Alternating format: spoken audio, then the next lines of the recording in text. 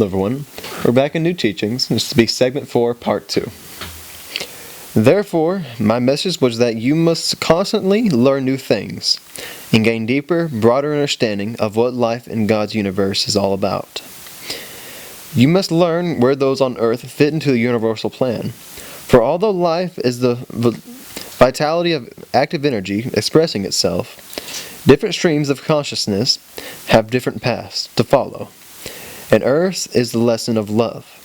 My message said that whenever you refuse to expand and learn the greater love and knowledge brought to you, these limitations become concrete barriers to the amount of clarity and light in your soul. And just real quick, this is also mentioned on the first and only law of creation. Go back to that. Yes, I came to say that you are a chosen creation of God, who was given free will to spiritually live or die, to believe or not to believe, and to encourage your positive choice.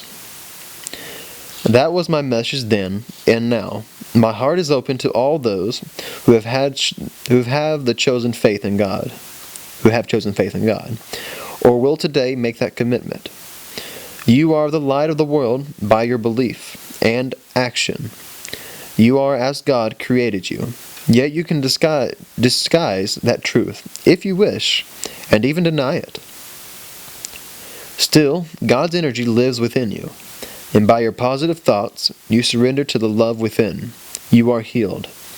In your spiritual nature lies the opportunity for further advancement and growth, and evolution back into the arms of God and all of creation. You are an ever-awakening being in this process. I said 2,000 years ago, and I repeat now, that you must turn within to receive the blessings and direction of heaven. This means daily prayer and meditative times. Meditation.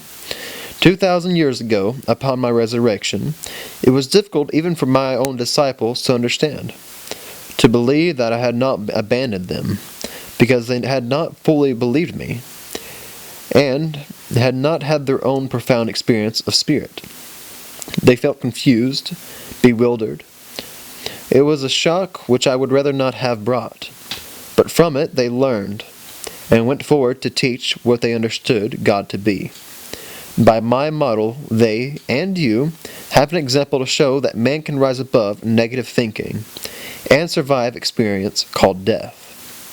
So when you look at my former life as Jesus, your heart should tell you that an older brother, a teacher, who loved you dearly, left the heavenly realms to be with you a short period of time, to teach forgiveness and plant the seeds of love and peace for your self-mastery.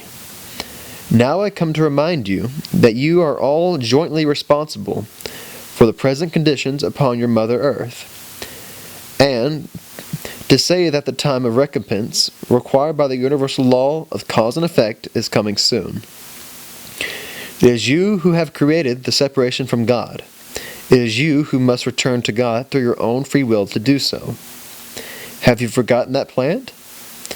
At the time of my visitation 2,000 years ago, I wanted you to know what would occur 2,000 years later. But would humanity then have believed in airplanes, and automobiles, and the radio, and television to come? No. Just as you will likely not believe that in a few centuries from now human beings will regrow limbs, heal almost at once, and live in a healthy state presently unimaginable. Many technological discoveries, such as an inexpensive energy for the fueling of space vehicles, also await you. And much more. Will you believe it?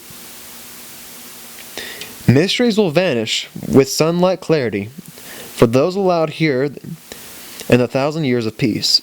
And the inventions and creative knowledge will flow easily into souls who seek and love, and to eyes with pure, preordained vision of spirit. Each human being will see the glow of energy around every other living thing and life. And life will be a warm connectedness between those still fleshed in a physical body and those who wear the garment of light. And the garment of light companions all. I said before that it was not my intention to be defiled and to be called a savior of mankind. My role was that of a way shower, and it is the role I must insist be clarified in your thinking. If there is yet confusion about what it means to be reborn in spirit, because you are a spiritual creation, this is your true identity, and it can never be changed unless you reject it.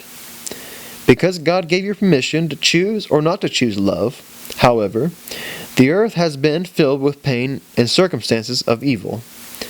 This experiment on the planet Earth has not been going well. Therefore, there will soon be a division between the believers and non-believers of God, between the practitioners of love and peace and those who are not learning it. A separation between those who wish to demonstrate self-mastery and those who do not. This is not a punishment, but an effect you have created. And that's the end of part 2.